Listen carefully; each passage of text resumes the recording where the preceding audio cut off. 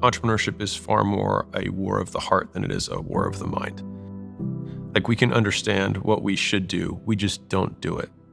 And I think that's why we're so much better at giving advice than we are at following it. With 20 hours of focused effort, most people can be pretty decent at something, whether it's guitar, it's singing, even cold calling. But most people spend years waiting to do the first hour. If you want to change your behavior, the strongest way to do it is to simply change your environment. Because right now, you're probably not doing something because you're like, I'm too busy. I'll start when it's convenient, whatever. If you say that as the excuse for not doing something, then there's an assumption underlying that says that if I get busy again in the future, I will stop. And so, do you want the success that you want to be long-term? Yes. Then do you believe that you'll never be busy again for the rest of your life? No. So then you might as well start when you're busy so that you have the most support. Because if you learn how to do it when you're busy, when it gets quiet, you'll succeed even more. And when it gets busy again, you know how to do it because that's how you started. The difference between a self-made billionaire who started with nothing and someone who else started with nothing is not the resources, obviously, because they both started at zero. So what else is it? It's their resourcefulness, not the resources. If we give power to circumstance, then we cast power outside of ourselves. If we give power to other people, we cast power outside of ourselves. And so it's controlling the controlled. You can take pride in the fact that you admit that there's a deficit, right? But the only thing you can't take pride in is casting and being a victim. Even if you're right, it doesn't serve you. And so it's owning the fact that like you are the only person who can actually change anything about your life, because you may blame your circumstances, but no one else will care. It doesn't matter how smart you are, you can't live 100 lifetimes. Like, you can learn quickly, sure, there's some people who can learn faster than others, but you're not gonna be able to live 1,000 lifetimes. And so when you have 3 things going on, any of them can work, but none of them will work unless you pick only one. And I can promise you the competitor who is going to beat you is only doing that one thing. And you think 1/3 of your time is going to beat theirs? No.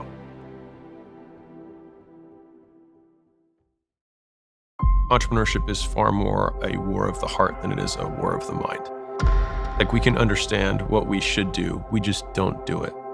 And I think that's why we're so much better at giving advice than we are at following it. The biggest entrepreneurial mistakes I've made in my career have all come from splitting my attention. Every one of them. As soon as I did that, my revenue started slowing down in its growth. Like, when you have 3 things going on, any of them can work, but none of them will work unless you pick only one. And I can promise you the competitor who is going to beat you is only doing that one thing. And you think 1/3 of your time is going to beat theirs? No.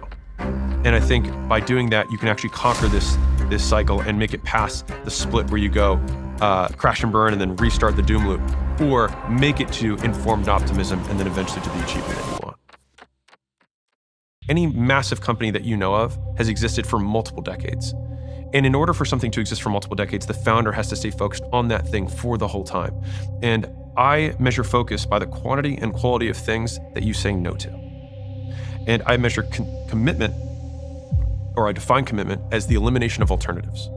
And so if you think of marriage as the ultimate commitment, then it is the ultimate commitment because you've eliminated literally every alternative besides this person.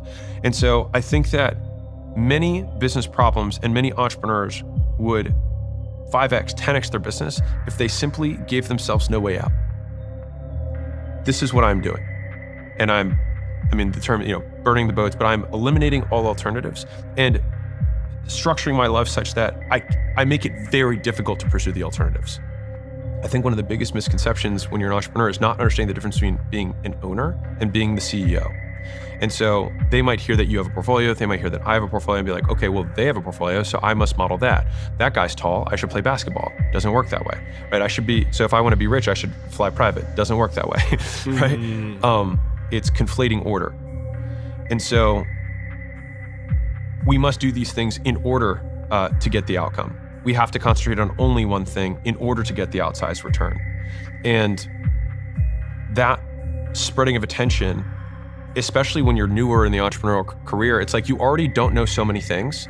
How do you now want to have 3 sets of unknowns that you want to try and conquer at the same time? And the fallacy of thinking is that I'm going to try all of them and see which one works, but none of them will work because you're waiting to see which one will work. There are 6 stages. You have stage 1, which is uninformed optimism. This is where you see your friend or you see something online and it looks like they're making money, or it looks like there's some opportunity and you think, oh my God, that sounds amazing. And you have optimism because it looks great, but it's uninformed because you have no idea what it entails. So then you dive in and you say, okay, I'm going to pursue this thing, whatever is it, baking cupcakes, or I'm going to do lawn mowing, or I'm going to do crypto trading, creation, whatever. Second step is you get into it and you're like, oh my God, I don't know. There's so many things involved in this, and this is significantly more complicated than I expected. So then you become an informed pessimist. You now know that it's hard, or significantly harder than you expected.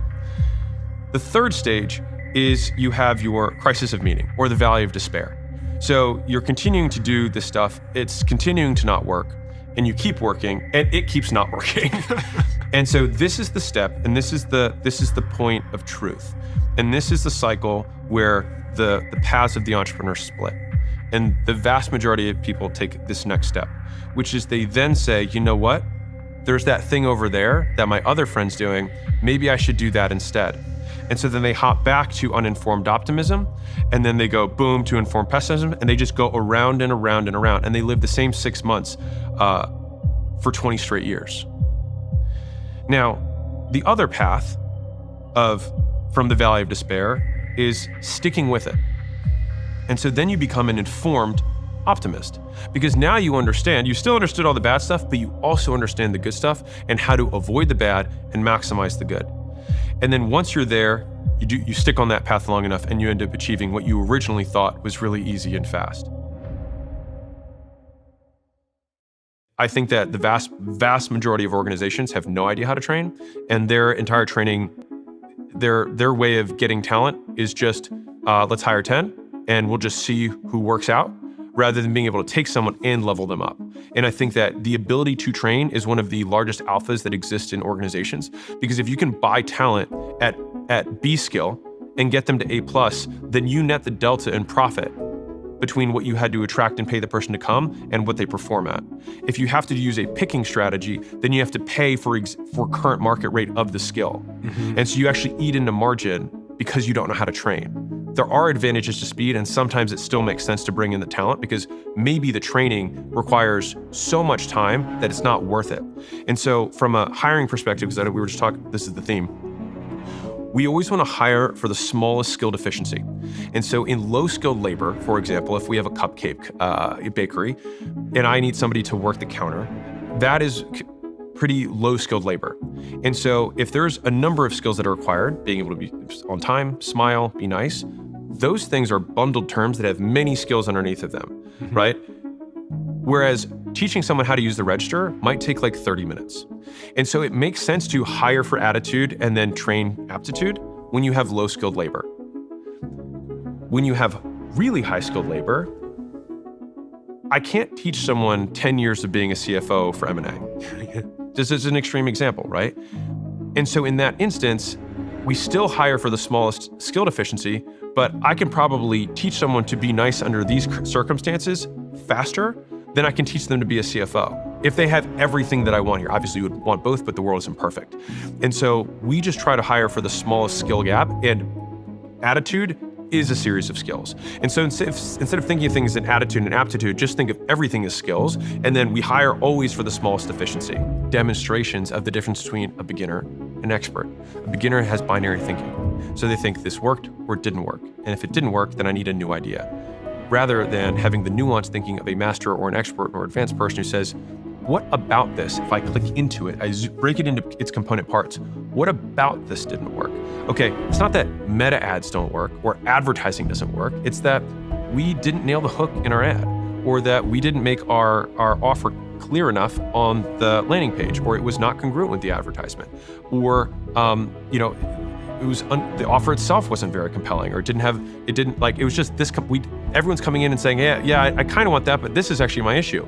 We're not solving the core problem. So it's always in the details. It's always in the sifting through the many small things mm-hmm. that you find the kernel that ends up fixing the business. I mean, I know that Facebook was trying to fix their virality issue, and they were locked in a room for days trying to figure out how they could get more users to retain on the platform, right? People would sign up, but then they wouldn't do anything, and then they drop out. And so finally, Zuck just said, okay, we have some belief that if people have more friends, that they will engage.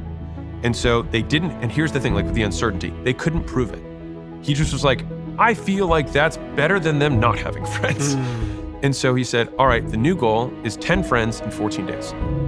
That's the goal. So we have to create the experience so that we can get it, to introduce them to 10 people or connect them with 10 people that they already know on the platform within 14 days.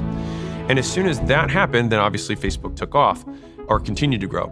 And so he wasn't like, oh, Facebook doesn't work anymore or social networks aren't going to be a thing. It's usually way smaller and the adjustment you need to make is much more nuanced than what you originally expect. If the foundational principle of like cutting hair, mowing lawns, whatever, it's like this problem exists and I can charge a certain amount and make a profit on it, then there's nothing wrong with the business. It's just what is the constraint that's holding us back? And then usually zooming into the constraint and realizing there's 20 things that are contributing to the outcome, not one. And that's where expertise and you develop that expertise by trying and failing. Yeah. And that's just the name of the game. And so I think you have to have an incredibly high tolerance for failure without internalizing it and feeling like you yourself are a failure as a result of failure. The potential of an organization is directly correlated with the aggregate intellectual horsepower of everyone contained within it. And so if you are the smartest person in the business, and you can do everyone's job better than everyone in your company, then it means that the limit of the business is purely based on one person's horsepower and one person's life experiences. And that will be the cap. And basically, it doesn't matter how smart you are, you can't live 100 lifetimes. Like you can learn quickly, sure, there's some people who can learn faster than others, but you're not gonna be able to live 1,000 lifetimes. And so, as a business grows, more expertise is required. And I think the easiest litmus test for this is if you look at the richest people in the world, almost none of them own 100% of their business. So number one, most of them don't even own 50. Like most of them are small percentages. Jensen Huang's at 4% for NVIDIA. Bezos is at 7 or 9% for Amazon. I think Elon's at 20 for Tesla, like small percentages. And it's because it takes a lot of horses to take a chariot to the moon, right? And so basically, as you put in more intellectual horsepower, the potential peak of the business goes so much higher, so much faster. Keith Verbois he was one of the original PayPal Mafia guys, has a really good analogy for this. And he talks about it in terms of barrels and ammunition. And he says, so as soon as you get some product market fit, the business starts to grow and you say, okay, we need to start shipping things faster. And this works the same with a services business, a physical products business, software business, the concept's the same. And so what happens is you then hire a lot of people and you assume that your throughput is going to increase proportionally. So we have 10 people, we hire 50, we should 5x our output. And then you quickly realize that that is not the case. And so what happens is there are people who are rate limiters for an organization, and those are the barrels. So think about like a Civil War barrel, old cannon, and you've got these cannonballs next to it. He said most people are ammunition. And so you bring more ammunition, but you're still gonna be limited by the one barrel capacity of how many shots can get taken by the barrel. And so you need to find more barrels. So you have to go from 1 barrel to 2 barrels, 2 barrels to 3 barrels, and that becomes an increase in capacity or throughput for the organization. And there are very few of those. In a different, I can't remember the law, but it's some organizational law, but the square root of the number of people in a company generate 50% of the work. So if you have 100 people in an organization, 10 people are responsible for 50% of the value that's created. Facts. Right. And so the thing is I think the real game of entrepreneurship is that your standards rise over time. And it's unfortunate because we hear things that other entrepreneurs tell us, it's all about the people, stupid. And then you're like, sure, but look at and it's like, no, you're not hearing it. And I don't know, there are some, I think Williamson talks about this, how there's like some lessons that for some reason, it's like we have to learn for ourselves. I still believe that it's like we can operationalize this at a lower level so that we don't have to learn it for ourselves. But like I'm convinced, I haven't figured it out yet. But so every entrepreneur can resonate with this, which is every business that I've started, I've gotten to the success of the business prior way faster. And I kind of liken it to a video game where it's like you beat level 1 and then, you get to level 2 and it's like you spend months trying to beat this boss and you finally figure out how to beat the boss and it's like great. And then you spend another 3 months beating boss 3. And let's say you start the game over with a new character. It's like you just zoom through level 1, 2, and 3 and then you get to level 4 and you're like, shoot, now I got to spend time. It's like virgin land. Like, I don't know how to beat this yet. And so I think that that happens for archetype finding for skill and talent within an organization. And so Say that again. So if you have functions across an organization, there are people who are going to drive results within that function. And the first time you hire a salesperson, for example, you don't know what you're looking for. And so you just hire a human who says they can sell. And maybe they can, maybe they can't. And then you cycle through, you try to train them, that doesn't work, does work, whatever. And then finally, let's say you cycle through 3 sales guys and finally you find a killer. And then you have this pattern recognition, you're like, okay, that's what I'm looking for. And then all of a sudden you try and approximate that person or that archetype as much as you can. And so when you start your second company, you're like, oh, I can quickly staff up sales because I know what I'm looking for. But then you're like, shoot, I've never really nailed sales manager yet. And so then you cycle through, you start whacking away at the boss, and then you have to end up firing the boss at the level because you're like, oh God, this didn't work. And then 6 months are gone because you had to find them, recruit them, hire them, train them, and then find out they sucked, and then start over again. And maybe it takes 18 months to really find the right sales manager. And then you're like, okay, I know what that looks like, but I still don't have a director of marketing. What does that look like? And so it's basically developing this pattern recognition across all functions of the business so that you know what exceptional looks like. And then over time, what happens is as a business grows, your ability to attract talent increases. And so then your standards also grow. And then you find out that there's even more nuance to this, which is that there's a director of sales at a $1 to $10 million level, which is a different looking person from $10 to $100 million level. And it continues to go all the way up. And so it's basically building this repertoire of identifying patterns. And if you talk to, I would say, more experienced entrepreneurs now, they don't talk about building businesses. It's like assembling. You just assemble the pieces and you just know that this is how it's all going to flow together. And that fundamentally is basically what I try and decode within the content that I have, so that it's like, here's a pattern for how you can recognize this. Here's a pattern for how you recognize this, so that you can just move faster through the levels to get to where you want to go. And so to loop back to the original question, which is how important are people in an organization? People are the organization. And so if you ever want to build enterprise value, it's building the collective consciousness of the organization, the skills and how they collaborate together towards a specific outcome. And so knowing how to staff that up is the job. So the simplest way of attracting somebody to your business when you don't know how to do the job or know who to look for is to, unfortunately, do the job yourself. And then once you can break down the job, we follow 3 Ds, which is document, demonstrate, duplicate. That's how we train anybody. So first, you have to document everything that you do to successfully do the job. And that's step by step into a checklist. Then you demonstrate. So you do this checklist in front of the person that you're trying to bring on. Then they duplicate, they do the checklist in front of you. What's interesting about that 3-step process is that you'll often find when you try to demonstrate following the checklist, you don't follow your checklist. And so then you have to adjust the checklist until you actually follow the checklist. And then when you can consistently follow that checklist and get the output, then you can have them do that checklist.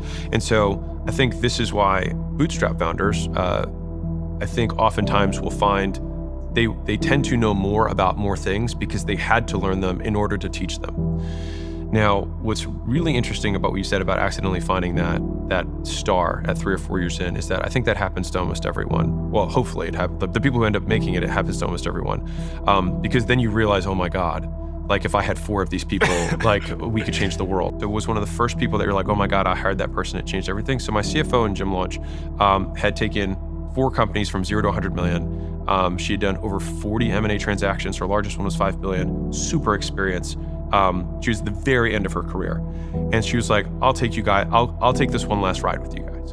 And so, you know, mind you, Layla and I'm 26 or 27 at the time. Layla's 23, 24, and we're sitting across the table from a very experienced business person being like, please help us. And so one of the things that she taught me that I'll never forget is she said, the grass is always greener on the other side. You just don't know that it's fertilized. She's Southern, so she had this deep Southern accent. She's like, there's everywhere. And so she's like, I've been in enough businesses to know that all businesses have. And so you don't know about, do know about, and you're in this business. And so this is, you know. And that has been so profoundly impactful in my life because it was so hard for me to break the cycle, really hard for me.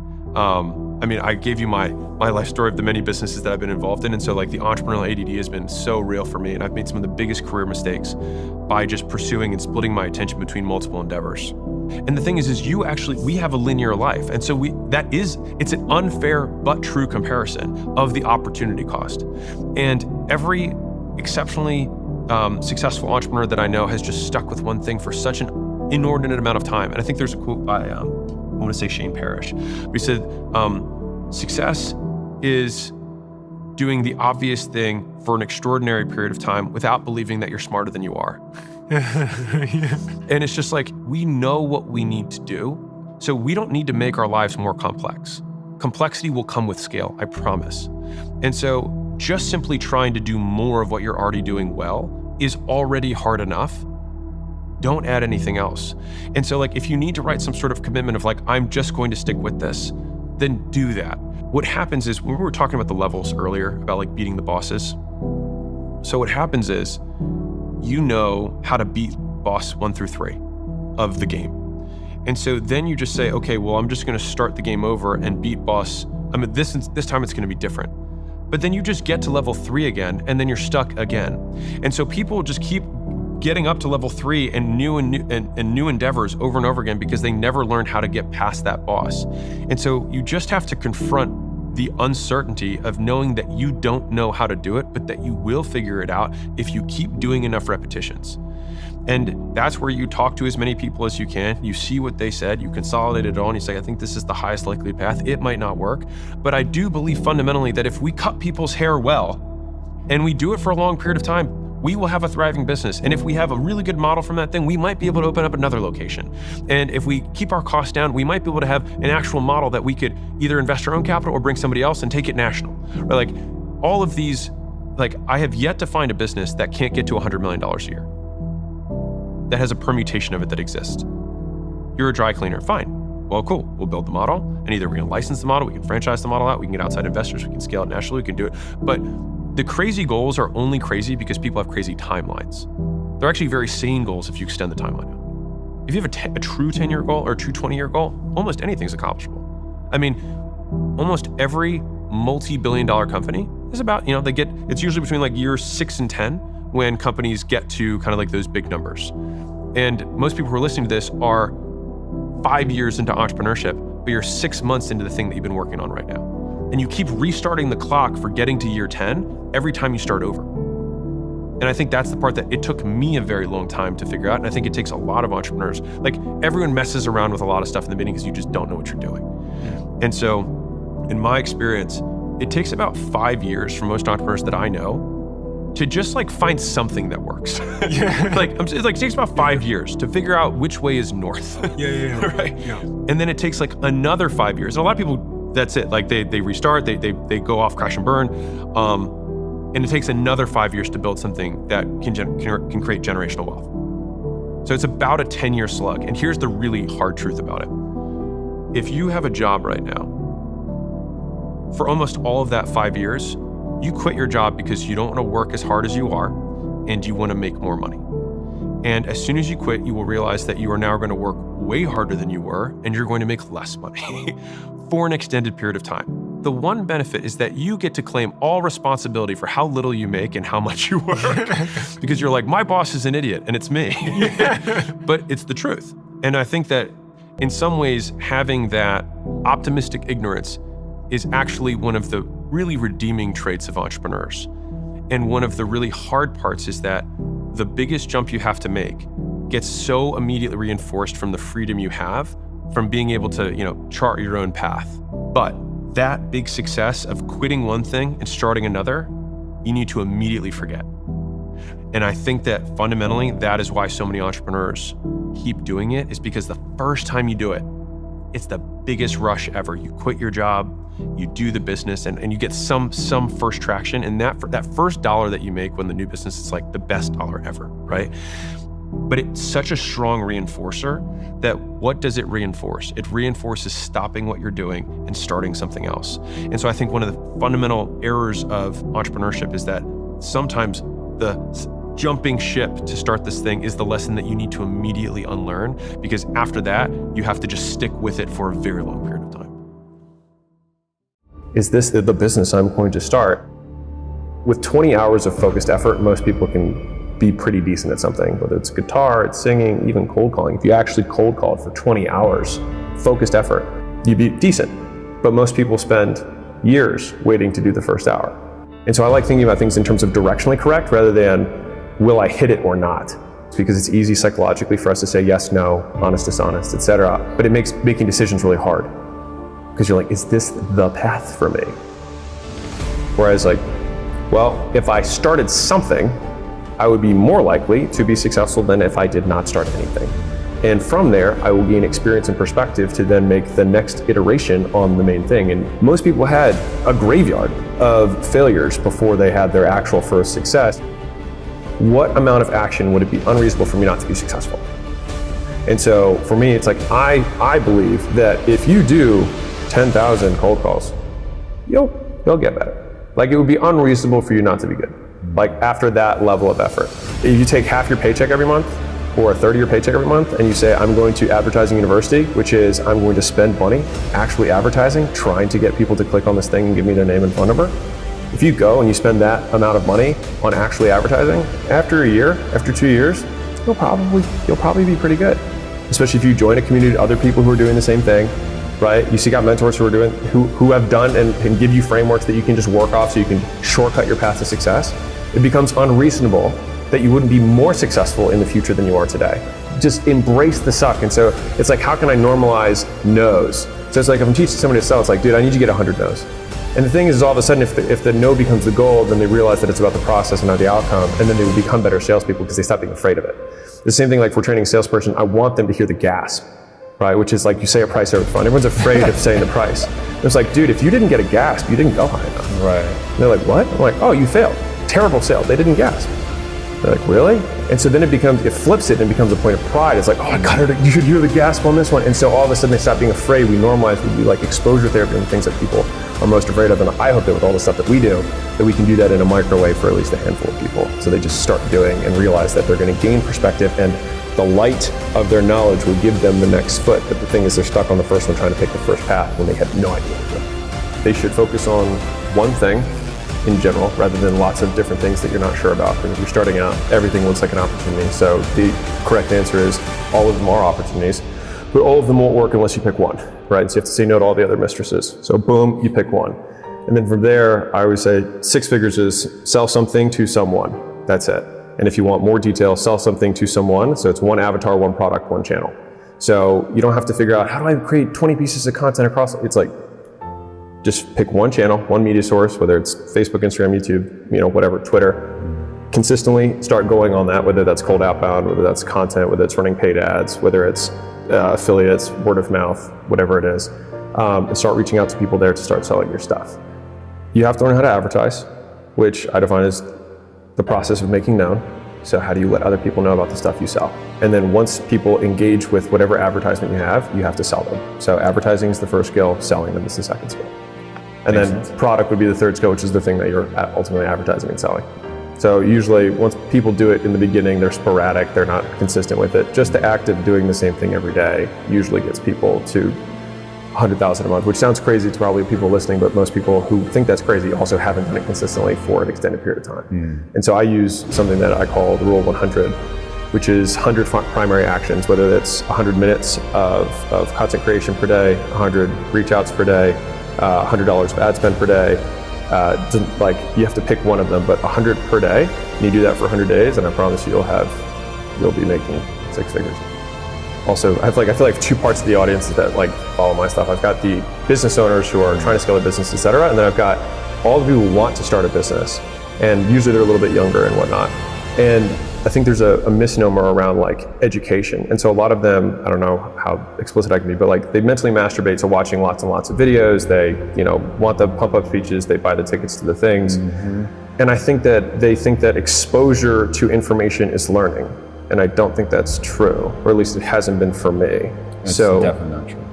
And so when I do the original rule of 100 and whatnot, it's because I think it's the most effective way to learn, which is you force yourself on the one controllable that you have, which is the activities that you can take. And then it goes with the underlying assumption that you go off feedback and you're like, well, that opening message did not work, right? And then I think most people have a dramatic underestimation of how much volume it takes to be successful. You get the skill from the volume, the feedback from the volume. And there's all these like little things. I'm sure it's like from the exercise world, because you come from that. Like when you squat, the first time you squat, you're orienting yourself to your environment. You're barely actually squatting. You're just looking like you have a bar on your back. But you learn so much between that first rep and your 10,000th rep of squats. And so I think for most people, it's like, if I can just decrease the action threshold for people to begin and be okay with the fact that they're going to suck, and it is okay to suck. You should expect to suck. And it would be unreasonable for you to be good if you haven't done it before.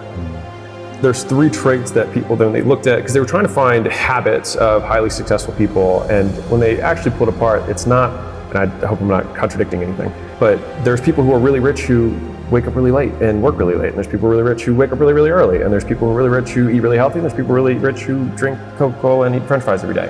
And so there's all these things that we want to make as truths, but there's easy examples that counter those things. So it's like, what are the few things that are true, or at least that seem to be present in all of the situations? And it seems as though there were surprisingly few. And so the 3 common traits that they had found were, 1, that people have superiority complex. They believe they're better than others, and they believe that they deserve more than everyone else does, and that they can accomplish big goals, right? So they have a bigger vision because they believe they deserve it, or whatever it is, that they were able to identify that. The second thing that they were able to identify is that they had crippling insecurity, and which is a paradox of paradoxes. They feel they'll never be enough, and they'll always be measured against the things that they've achieved. And so you've got this crazy dynamic between they think they're better than everyone, they think they deserve more, they want to go after this big hill, and at the same time, they fear they'll never be good enough, and they'll never actually achieve it, and they actually suck. And then the third piece, which kind of adds the beautiful like mix of this, is impulse control. And so they're able to control their actions and focus on a single thing for an extended period of time. And so if you put those 3 things together, it's like you've got a big goal that's pulling you this way, you've got this big fear that you are running away from, and then you've got impulse control to keep you focused on the one thing that matters. And if you do that, if you are the type of person who has those traits, then you are very likely to be successful. If you can wait a year, you can make a ton of money. Like if you can do something for 12 months, you can not need for financial goodness pretty much for the rest of your life. I'm not saying you're gonna be hella rich, but you're not gonna need for anything if you can wait 12 months. If you can wait a decade, you're going to be above the 1%. If you can wait 10 years for an outcome, be able to do the doing without seeing the result, you will be able to be above most achievement of most people. And if you can wait a lifetime and you don't even need to see the result of your doing this, even while you are alive, but know that it may get done after you pass, then I believe that you can change the world. And I mean that.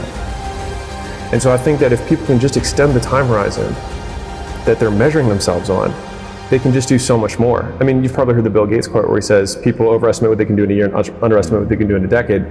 I think it's the same thing, just continue to draw it out. And I think as we've been able to achieve more leverage and make more money, et cetera, my horizon has extended. And when I listen to the people who I want to emulate, I can almost tell by the measurement of money that they talk about and the measurement of time that they discuss how successful they are or how successful I think they're going to be. Like if I talk to a 25-year-old and he's talking about what he wants to do in 2 decades and his whole plan of what he's going to do, as long as he's not just blowing smoke because he's heard an interview from me, then I'm like, this kid's got it. He gets it.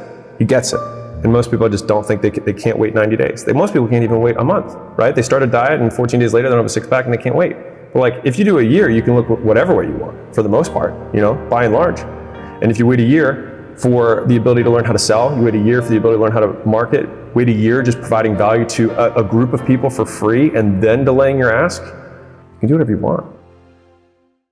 The difference between a self-made billionaire who started with nothing and someone who else started with nothing is not the resources, obviously, because they both started at zero. So what else is it? It's their resourcefulness, not the resources.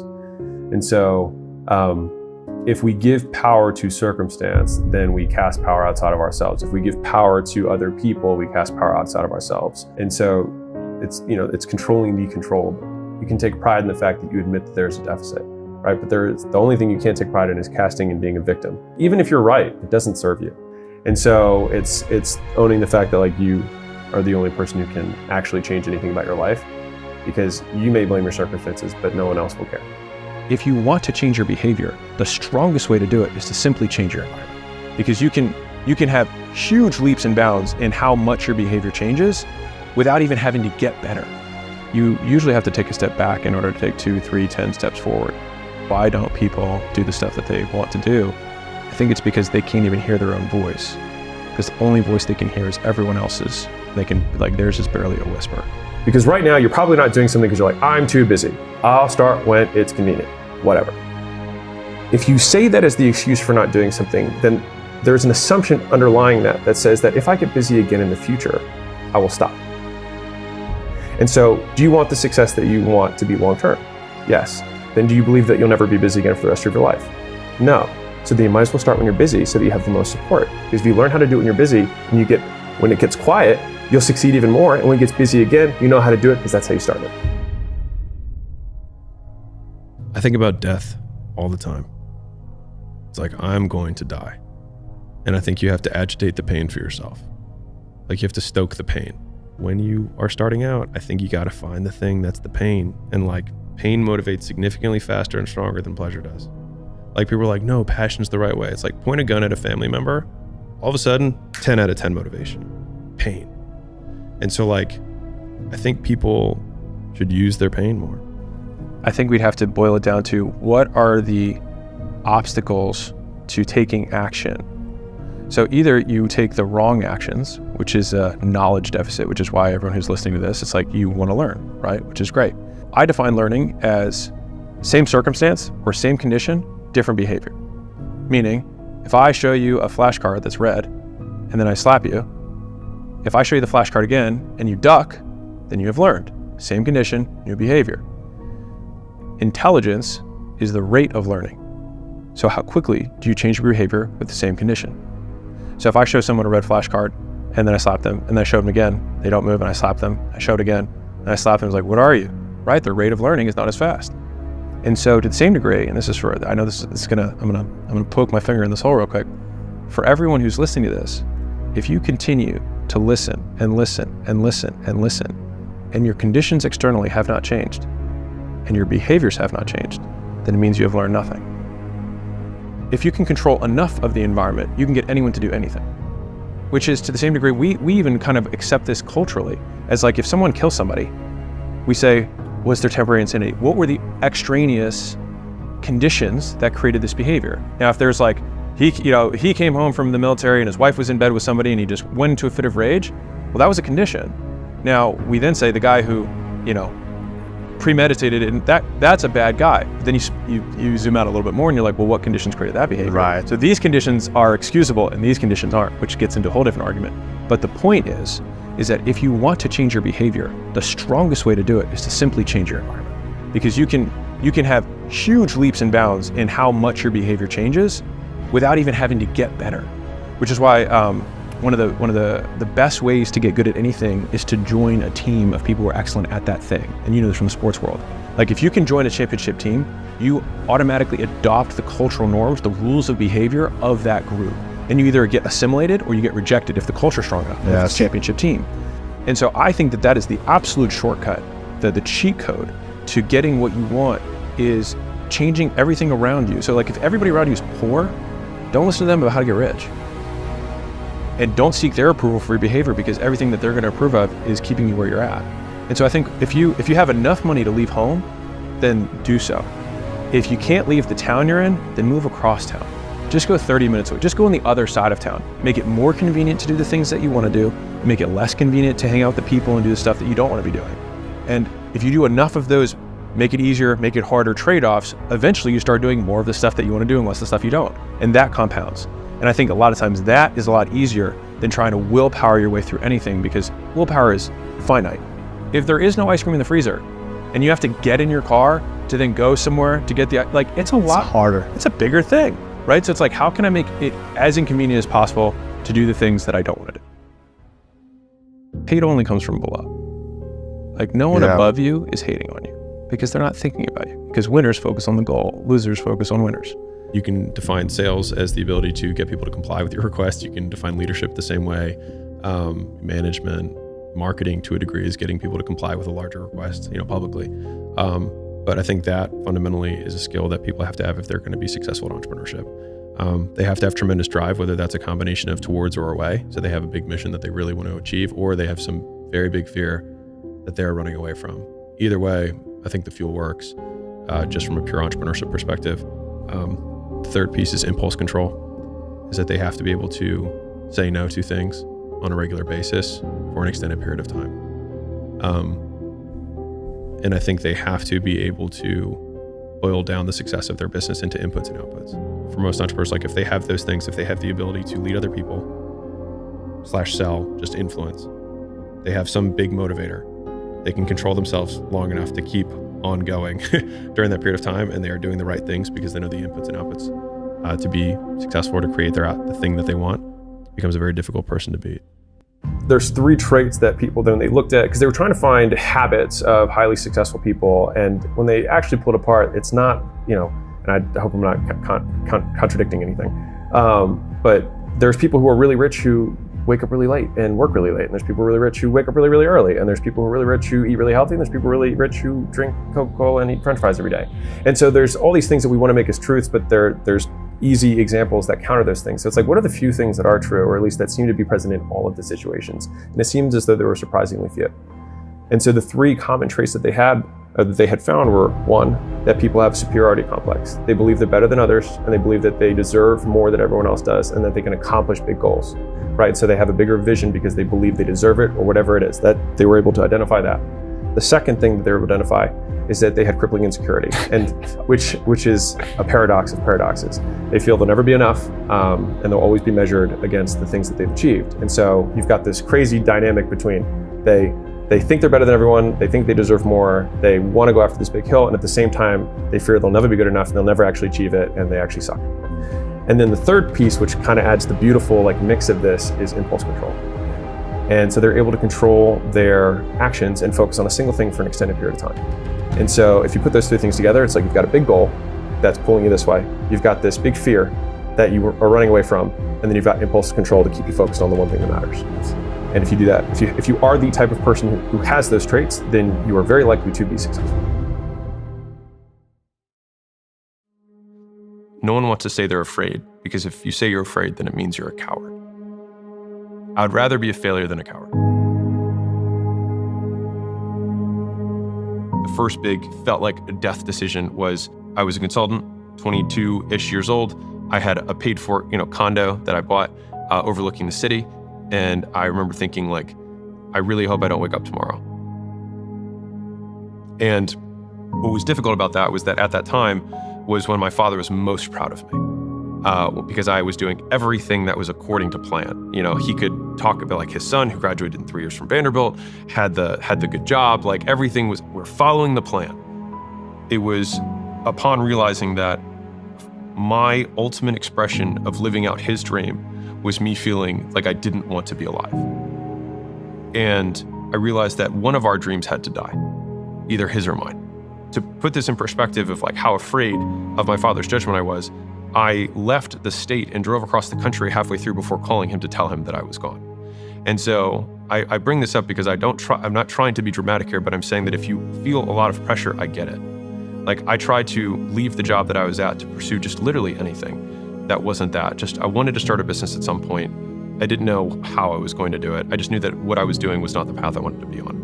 Our relationship struggled for, years after that. And I also bring that up because sometimes there's this illusion that you get on the Oscar stage or whatever it is, and you're like, hey, I just want to thank, my mom, my dad, my friends for always supporting me.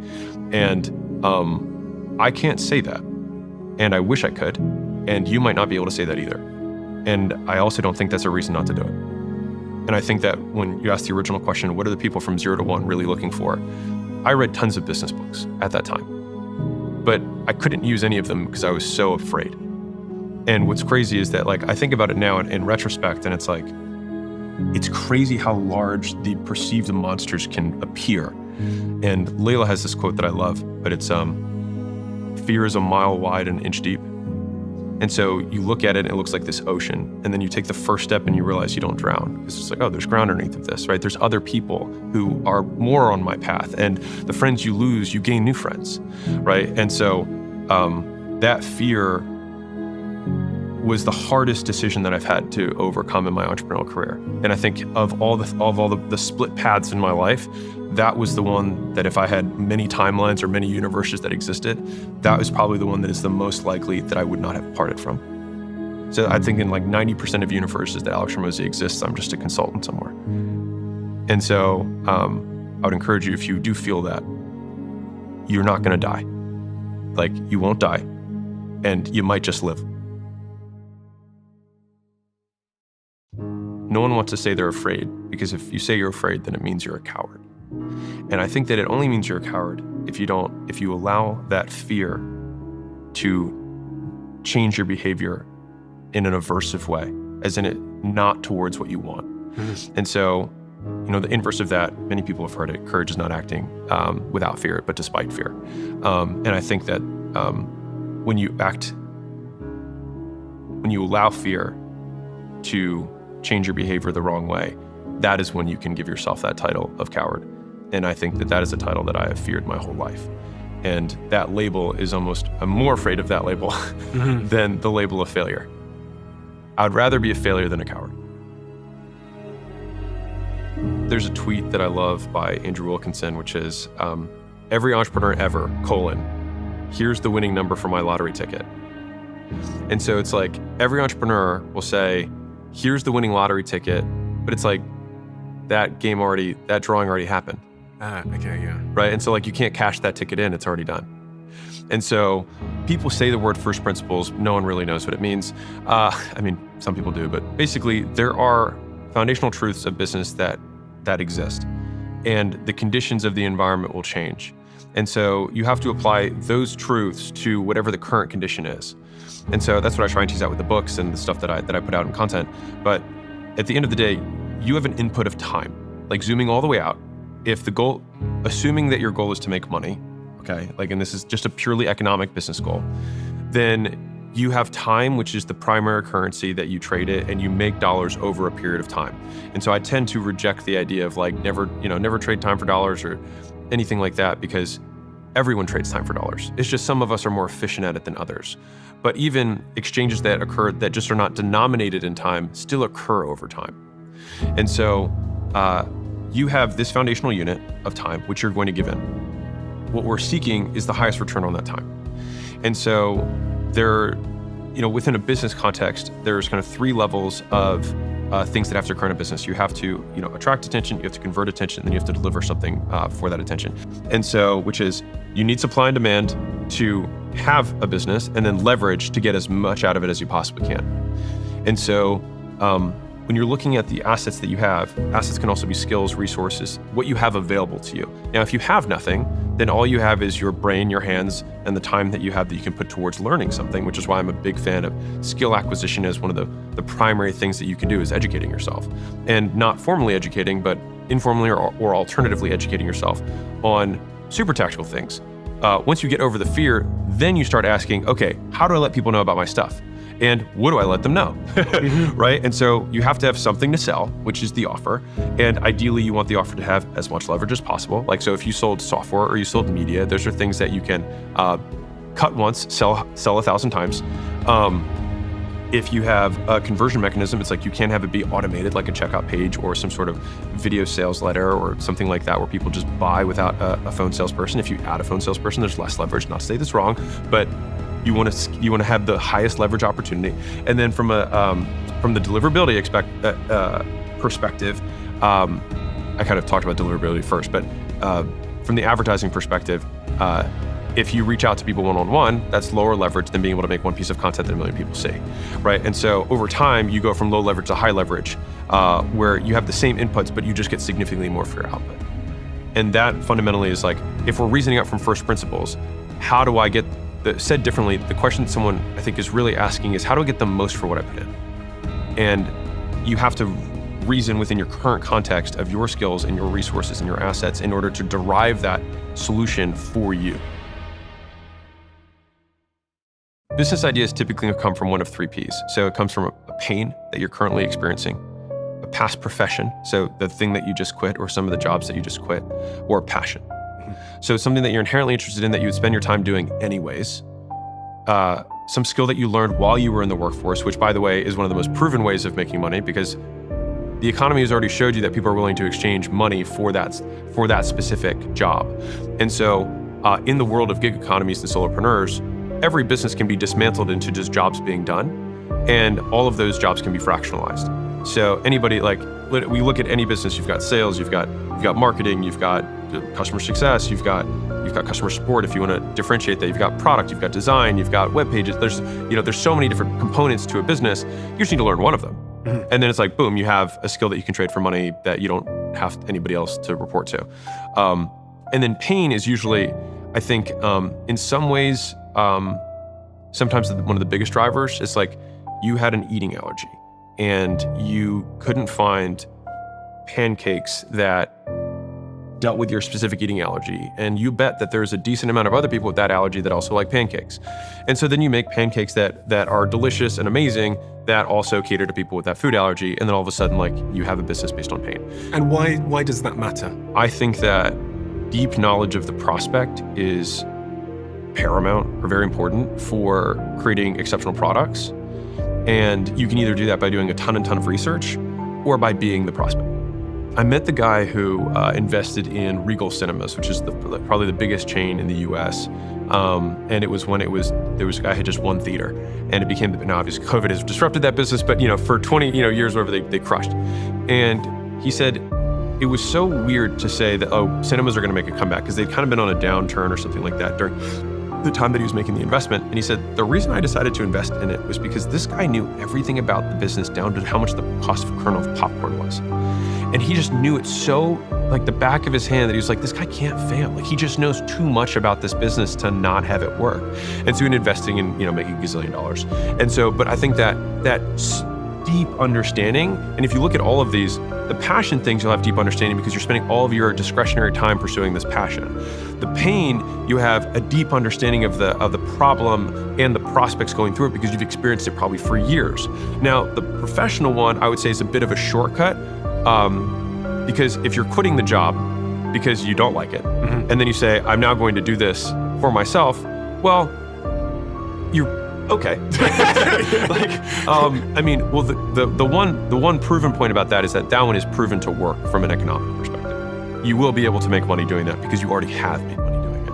I was talking to, on one of the future episodes of Mosey Tank that's coming out, we have a guy who's, he loves Dungeons and Dragons. So he's an IT guy and just loves Dungeons and Dragons. And he was like, I just want this to make enough money that I don't have to do IT anymore. But it was so pure, you know what I mean? And so I was like, we're gonna help you do this. And so we kind of walked through the business plan for it. But like, is he going to be a billionaire? No, but I also don't think that's his goal. And so I think being really clear on what you want is important. So if you're like, I want to be the richest person in the world, I think it's a terrible goal, but if you want that, great. Well, you have to have a multi-trillion-dollar idea because by the time that occurs, there's already multi-trillion-dollar companies now. So you got to be looking at like decatrillion-dollar opportunity. And so, believe it or not, basically the bigger the goal, the narrower the scope of the paths to get there. If you're like, I want to make $10 million, I'm like, you can literally do that in almost any business. Mm. You want to make $100 million? Probably still almost any business you can do it. On a long enough time horizon, you can do it.